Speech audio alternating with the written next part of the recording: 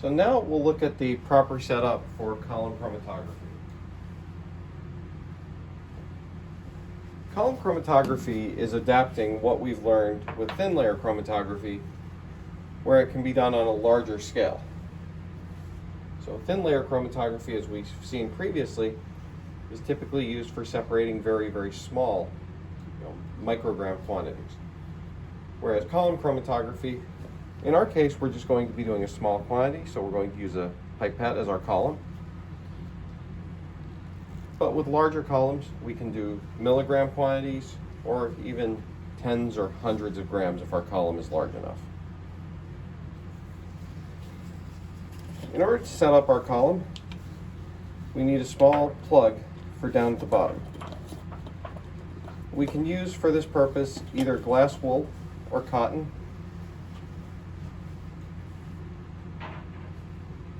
Both work equally well.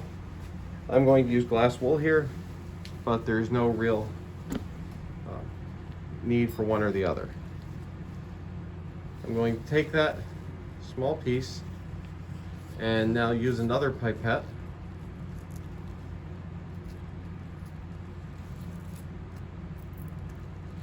to force that down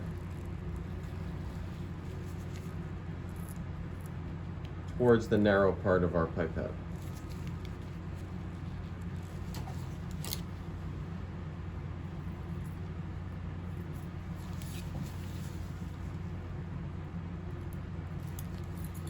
Now, when I'm doing this, I want to get it in there somewhat snug because I don't want any silica gel to be able to go through. At the same time, if I get it in there too securely, then no solvent will go through.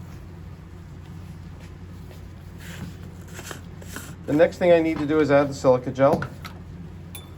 You should always do that in your fume hood. And sometimes the easiest way is to get a small piece of weighing paper.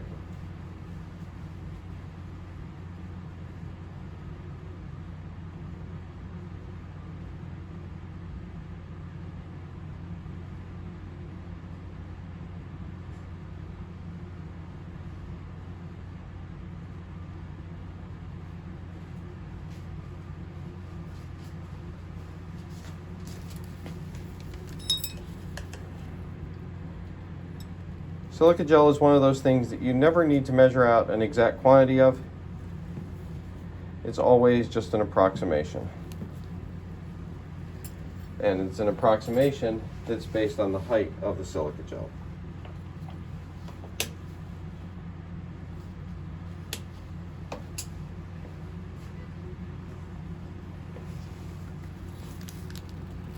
So now that I have that on my weighing paper here,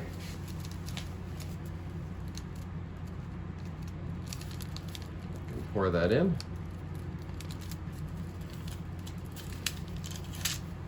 And then clamp this into place.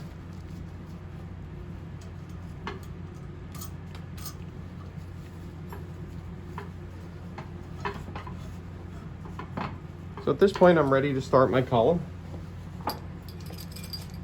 Whatever the solvent is that I've determined I'm going to use, I'm now going to just fill the column with that solvent.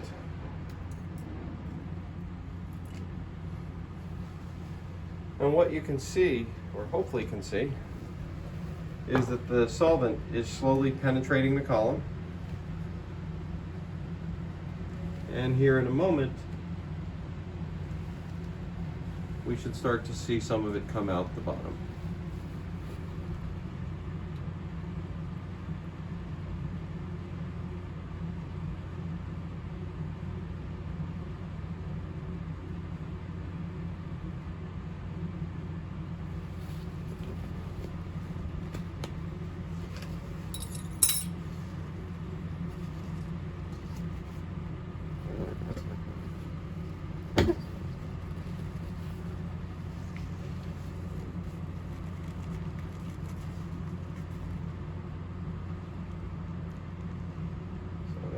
See it starting to come out.